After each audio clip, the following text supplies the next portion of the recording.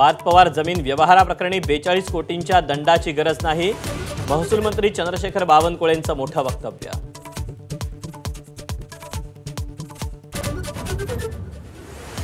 शिवसेना राष्ट्रवादीच्या पक्ष आणि चिन्हा प्रकरणी पुढची सुनावणी 21 जानेवारीला. आता पुढच्या वर्षीच निकाल लागण्याची शक्यता.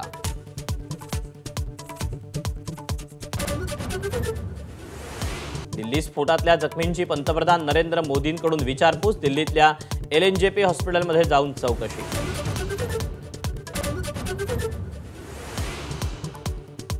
फरीदाबाद मॉड्यूलचे धागेदोरे थेट जैश ए मोहम्मदपर्यंत असल्याचा संशय.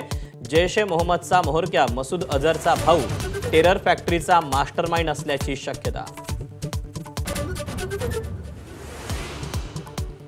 दिल्ली स्फोटाप्रकरणी आणखी एक संशयित डॉक्टर जाळ्यात. कुलगाममधील डॉक्टर ताजमुल पोलिसांच्या ताब्यात. आतापर्यंत 6 डॉक्टरांची चौकशी.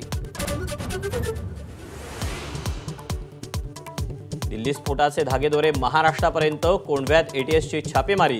दहशतवादी जुबेर हंगरकेकरशीही संबंध असल्याच्या संशयावरून छापा.